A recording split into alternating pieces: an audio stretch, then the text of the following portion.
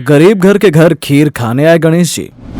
एक गांव में मनोहर नाम का एक गरीब व्यक्ति अपनी पत्नी उर्मिला के साथ रहा करता था। वो बहुत गरीब था और उसका एक पराठा का छोटा मोटा ठेला था, जिससे वो थोड़े बहुत पैसे कमा पाता था और उससे ही अपने घर का गुजारा चलाया करता था। मनोहर गणेश जी का बहुत बड़ा भक्त था और उनकी हर रोज भक्ति किया करता था और वे गणेश जी को इतना मानता था कि वह अपना ढाबा चलाते समय वह गणेश जी की भक्ति में लीन रहता था। पराठे ले लो, पराठे, गर्मा गर्म पराठे। गणेश भगवान जी, कुछ तो कृपा दिखाओ।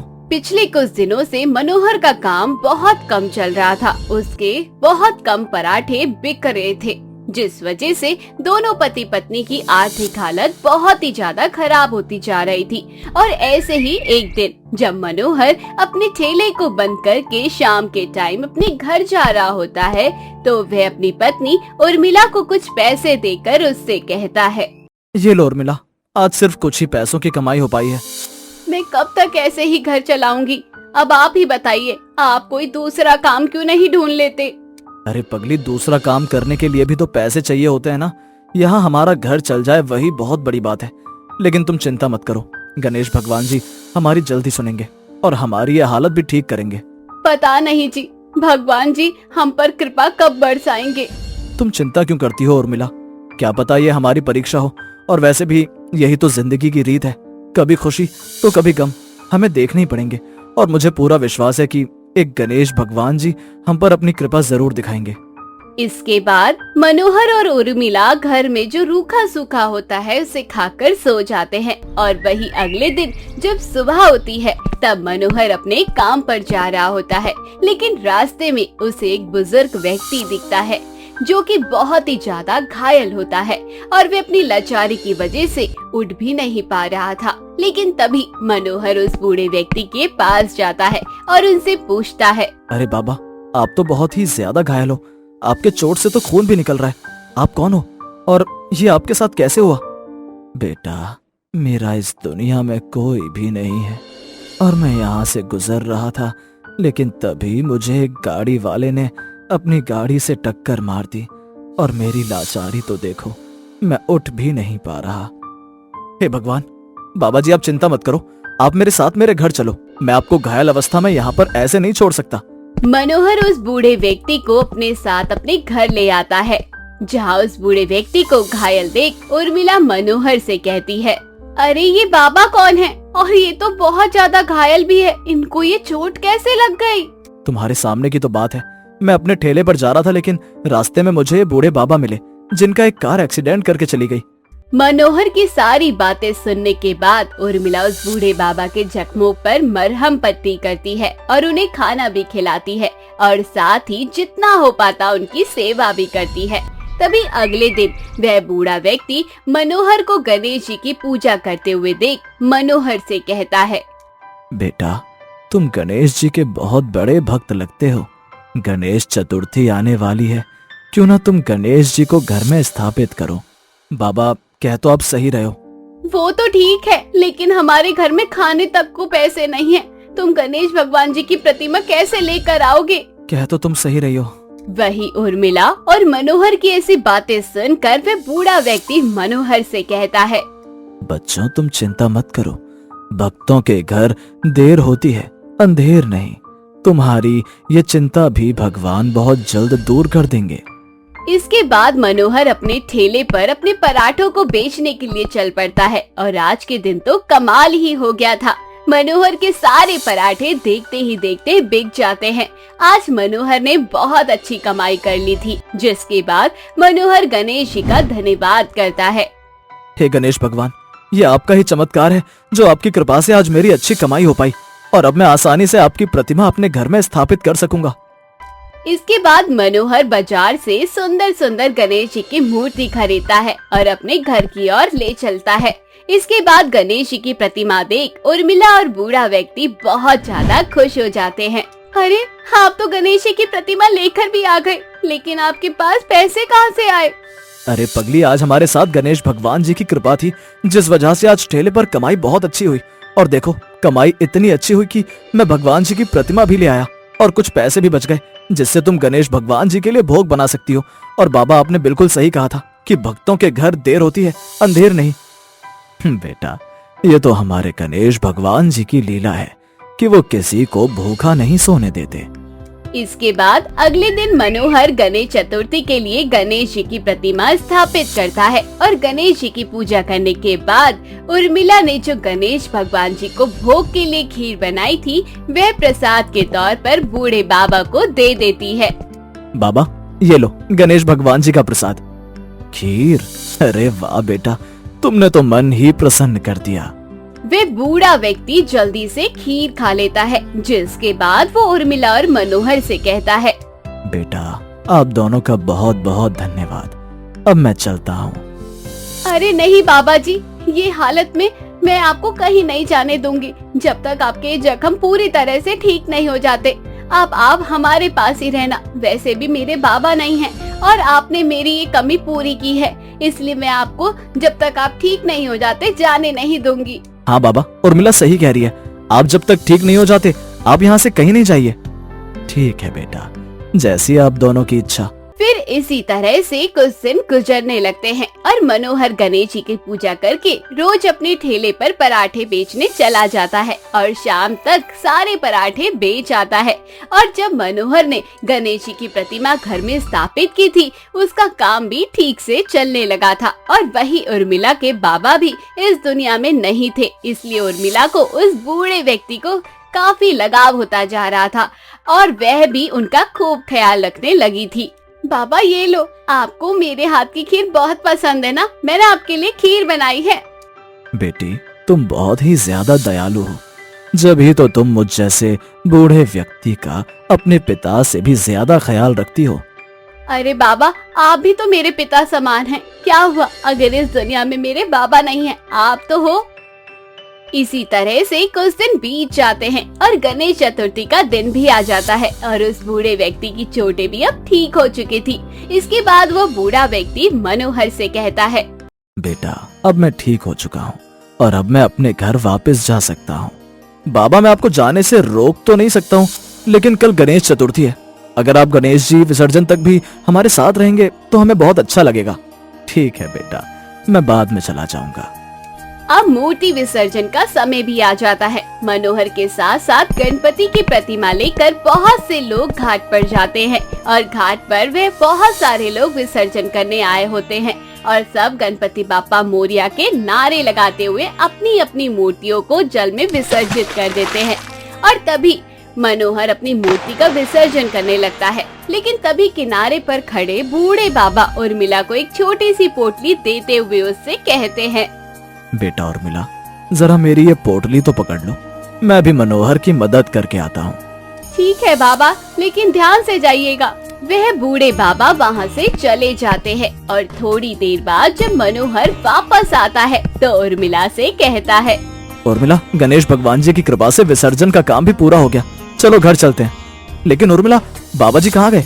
वो दिखाई नहीं दे रहे। अरे बाबा, ये पोटली मुझे पकड़ाकर तुम्हारे पास तो गए थे, लेकिन फिर कहाँ चले गए? इतना सुनकर मनोहर परेशान हो जाता है। उर्मिला और मनोहर उन्हें बहुत जगह ढूंढने की कोशिश करते हैं, लेकिन वह कहीं नहीं मिलते। जिसके बाद वे हार थकार कर वे अपने घर वापस आ जाते हैं। जिसके बाद उर्मिला मनोहर से कहती है, सुनो जी, बाबा तो चले गए, लेकिन घर खाली खाली सा हो गया है। मुझे उनसे अपने पिता की तरह लगाव हो गया था और ये देखो, जाते जाते उनकी पोटली मेरे पास ही रह गई है। कोई नहीं उर्मिला, क्या पता हमारे हाथों उनकी इतनी ही सेवा लिखी थी, और वैसे भी वो तो हमारे घर मेहमान बनकर आए थे। तभी उर्मिला उस बूढ़े व्यक्ति की दी हुई पोटली खोलती है, लेकिन तभी पोटली के अंदर वे देखती है कि बहुत सारे सोने के सिक्के थे, जिसे देखकर दोनों पति पत्नी बहुत ज्यादा हैरान हो जाते हैं। और तभी वहाँ गणेश भगवान जी प्रकट हो जाते हैं, जिसे देखकर मनोहर कहता है, हे भगवान, हे गणपति बप्पा, ये कैसी अद्भुत लीला है।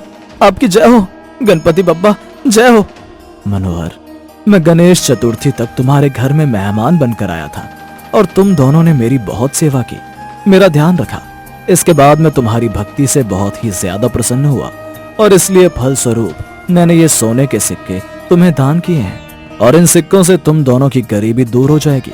साथ ही मेरा आशीर्वाद तुम्हारे साथ हमेशा रहेगा। उर्मिला, तुम्हारे हाथों की खीर का तो क्या ही कहना। जाते जाते एक बार तुम मुझे अपने हाथों की खीर नहीं खिलाओगी क्या? बिल्कुल पापा, मैं आपको अपने हाथों की खीर रोज खिलाऊंगी।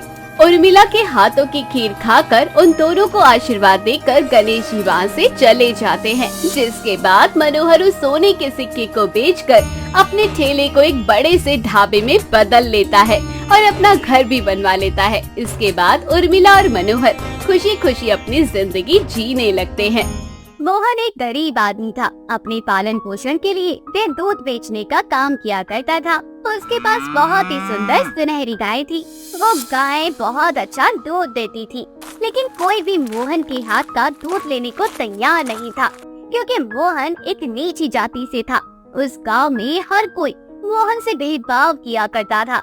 ऐसे ही सुबह सुबह मोहन अपने गांव के कुछ लोगों के घर जाकर उनका दरवाजा बजाते हुए कहता है, अरे दूध ले लो, बहुत बढ़िया दूध दिया है हमारी गाय ने। ऐसा दूध है कि पीकर सारे रोग खत्म हो जाएंगे आपके। एक बार हमारा दूध पीकर तो देखें। तभी गांव के सभी लोग बाहर आते हैं और गुस्से में मोहन से कहते हैं, अरे नीच जात के आदमी, तेरी इतनी हिम्मत! जब तुझे मना कर दिया कि तू इस गांव में दूध नहीं बेचेगा, उसके बावजूद तू इस गांव में दूध बेच रहा है। अरे तेरे हाथ का एक गिलास पानी कोई पीना नहीं चाहेगा, फिर दूध लेना तो बहुत दूर की बात है।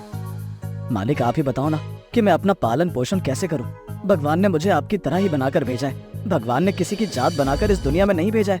जात तो आप जैसे मामूली इंसान ने बनाई है। फिर आप लोग भेदभाव करने वाले होते कौन हैं, जब भगवान ने सभी को एक समान इस दुनिया में भेजा है? अच्छा, तो तेरी जबान चलने लग गई है। अरे ये मत भूल कि हम यहाँ पर सारे ऊंची जाति के लोग हैं। तुम जैसे नीच जात के लोगों को बोलने का कोई अधिकार नहीं है। फिर तू हमारे बीच खड़ा होकर बात कर रहा है। अरे आपको नहीं लेना है दूध मत लो, लेकिन इस तरह से ऊंची जाति नीची जाति मत करो। गांव के लोगों को बहुत गुस्सा आता है और वे डंडे से मोहन की बुरी तरह से पिटाई कर देते हैं और सारा दूध जमीन पर गिरा देते हैं। यह सब देखकर मोहन बहुत बुरी तरह से रोता है। जंगल के रास्ते अपने घर की ओर आ रहा था। तभी रास्ते में उसे एक आदमी नजर आता है और वे मोहन को रोकता है और कहता है, क्या हुआ भाई, तू इतना रो क्यों रहा है? अरे आदमी होकर रो रहा है, क्या है रे तू? कर मैं नहीं रहा हूँ, वो लोग कर रहे हैं जो नीची जाति ऊंची जाति करके एक गरीब के पेट पर लात मार रहे हैं। जब भगवान ने इस दुनिया में सबको एक समान बनाकर भेजा है, तो ये लोग होते कौन है जात बिरादरी में इंसानों को बांटने वाले। सही कहा है किसी ने, कमजोर को हर कोई दबाता है। लेकिन जब वो लोग मुझे दबा रहे थे, तब मेरा भगवान कहाँ था? उनकी आंखों के नीचे ही तो ये सब हो रहा था ना। उनको मुझ पर तरस नहीं आई, तो ये आम इंसान से मैं क्या ही उम्मीद रखूं? बात तो तेरी बिल्कुल सही है, लेकिन कहते हैं कि भगवान पर भरोसा रखो, भगवान सबकी मदद करता है। बस भाई, भरोसे पर ही चल रहा है सब कुछ। अब मैं बहुत परेशान हो चुका हूँ। मैं ये गांव छोड़कर कहीं और चला जाऊंगा। इस गांव में रहने का कोई मतलब नहीं बनता, क्योंकि यहाँ सबके सब छोटी सोच वाले हैं। तुम बिल्कुल भी चिंता मत करो, सब कुछ ठीक होगा। अगर तुम बुरा ना मानो तो क्या मैं तुम्हारे घर चल सकता हूँ? मेरा मतलब है कि मुझे माखन खाना, दूध पीना बहुत पसंद है, और अगर तुम मुझे अपने घर का माखन और दूध पिला सकते हो तो मेरे लिए बहुत अच्छा हो जाएगा। तुम्हें पता है ना कि मैं नीची जात का हूँ, फिर तुम मेरे घर जाकर दूध मक्खन क्यों खाओगे? तुम भी अछूत हो जाओगे भाई। मैं सबके घर का खाता हूँ, फिर वो अमीर हो गरीब, मुझे उससे फर्क नहीं पड़ता। ये जात बिरादरी तो इंसानों ने बनाई है, मैं सिर्फ अपनी बनाई हुई चीजों पर विश्वास करता हूँ। मोहन उस आदमी की बात को समझ नहीं पाता है। दरअसल ये आदमी और कोई नहीं बल्कि श्री कृष्ण भगवान जी थे। मोहन अनजाने में ही भगवान जी को अपने घर लेकर आ जाता है, जहाँ मोहन कृष्ण भगवान को माखन और खूब सारा दूध देता है। कृष्ण भगवान बड़े ही चाव से मक्खन और दूध खाते हैं। कृष्ण जी एक आम आदमी की तरह मोहन के घर में थे और मोहन से कहते हैं, अरे वाह, सच में तुम्हारी गाय तो बहुत अच्छा दूध देती है, और इसका दूध इतना ज्यादा स्वादिष्ट है कि इस दूध का बना हुआ माखन भी बहुत बढ़िया है। कोई बात नहीं, किसी को तो मेरी गाय का दूध और माखन पसंद आया। बहुत खुशी हुई मुझे तुम्हारे मुंह से ये बातें सुनकर। खैर, अब तुम आराम करो, थोड़ी देर में तुम्हारे लिए खाना बनवा कर भिजवाता हूँ। ऐसे ही कुछ दिन मोहन अपने घर में उस आदमी को रख लेता है। ऐसे ही अब उस गांव में एक भयंकर बीमारी फैल जाती है, जिसमें गांव के सभी व्यक्ति बीमार पड़ रहे थे। सबका शरीर पीला पड़ रहा था। बड़े बड़े डॉक्टर भी इस बीमारी का इलाज ढूंढ नहीं पा रहे थे। यह सब देखकर मोहन भी बहुत परेशान हो जाता है और मोहन उस आदमी से कहता है, अरे न जाने कौन सी बीमारी गांव में फैल गई है, हर कोई बीमार पड़ रहा है। मैं तो कहता हूँ भाई कि तुम कुछ दिन तक यहीं रहो, बाहर जाने की कोई जरूरत नहीं है। तुम भी बीमार पड़ जाओगे वरना। सच बताऊं तो मेरी तबीयत थोड़ी खराब लग रही है। समझ में नहीं आ रहा कि मुझे क्या हो गया है। अरे भाई एक काम करो, मेरे साथ तुम डॉक्टर के पास चलो, एक बार तुम्हें दिखा लेता हूँ। जब ठीक हो जाओगे ना, उसके बाद तुम अपने घर चले जाना। हाँ भाई, मेरा पूरा शरीर भी पीला पड़ रहा है और समझ में नहीं आ रहा है कि आखिर क्या हो गया है मेरे को। अरे भाई एक काम करो ना, तुम मुझे अपनी गाय का ताज़ा ताज़ा दूध निकाल कर पिला दो, मेरा दूध पीने का बहुत मन कर रहा है। मोहन उस आदमी को अपने घर के बाहर ले आता है और उसके सामने ही अपनी गाय का दूध निकालने लगता है और उसे पीने के लिए दूध देता है। दूध को पीते हुए आदमी ठीक हो जाता है, उसका शरीर पहले की तरह हो जाता है और वे आदमी खुशी से मोहन से कहता है, अरे वाह मोहन, तुम्हारी गाय तो चमत्कारी है। इसका दूध पीकर मेरी तबीयत एकदम से ठीक हो गई, मेरा पूरा शरीर पहले की तरह हो गया है। तुम खुद एक बार मेरे शरीर को देखो। हाँ भाई, तुम तो बिल्कुल सही कह रहे हो, लेकिन ये चमत्कार कैसे हुआ? वह आदमी मोहन से काफी तेज आवाज में बात कर रहा था। गांव के कुछ लोग इस बारे में सुन लेते हैं। ऐसे ही कुछ लोग मोहन के पास दूध लेने के लिए आते हैं। दूध पीकर सच में गांव के थोड़े बहुत लोग ठीक हो जाते हैं। अब हर कोई मोहन के पास दूध लेने के लिए आता। यह देखकर मोहन को बहुत अजीब लगता है और मोहन उनसे कहता है, अरे भाई, तुम तो वही हो ना जिसने मुझे मेरी जाति की वजह से गांव में बेइज्जत किया था। अब तुम मेरे पास क्या लेने आए हो? अरे मोहन, हमें माफ करना, भले ही तुम नीच जात के हो, लेकिन तुम्हारी गाय का दूध पीकर गांव के बहुत से लोग ठीक हुए हैं। तुम्हारी गाय तो चमत्कारी है। अब ठीक होने के लिए जहर भी पीना पड़े तो हम तैयार हैं। नहीं नहीं, मैं तुम्हें अपनी गाय का दूध नहीं दूंगा, क्योंकि तुम्हारी मानसिकता अभी भी वही है। मोहन बहुत गरीब था, जिस वजह से गांव के कुछ लोग अब उसके सामने जबरदस्ती उसकी गाय का दूध लेने लगते हैं। मोहन अकेले पड़ जाता है, वह कुछ नहीं कर पा रहा था। तभी वे आदमी यानी कि श्री कृष्ण भगवान अपना असली अवतार लेकर वहाँ आ जाते हैं। सभी लोग कृष्ण भगवान जी को देखकर डर जाते हैं और उनके सामने हाथ जोड़कर बैठ जाते हैं। तभी कृष्ण भगवान कहते हैं, तुम लोग पापी हो, तुम्हें सजा मिलेगी। तुमने एक गरीब को बहुत परेशान किया है। हमेशा बुरे कर्म का फल बुरा ही होता है। तुमने जो कुछ भी इसके साथ किया है ना, उस सब का दंड आज ही तुम्हें मिलेगा। भगवान अपनी भक्ति को जरूर सुनता है, इसलिए श्री कृष्ण भगवान उन सभी को आधा गाय और आधा इंसान बनाकर छोड़ देते हैं। उन सभी को अपने किए पर बहुत पछतावा हो रहा था। तभी मोहन कृष्ण भगवान से उन सभी के लिए माफी मांगता है। मोहन के कहने पर श्री कृष्ण भगवान उन सभी को ठीक कर देते हैं। उसके बाद में सभी लोग मोहन से माफी मांगते हैं और मोहन को उस गांव में सभी लोगों की तरह मान सम्मान देते हैं।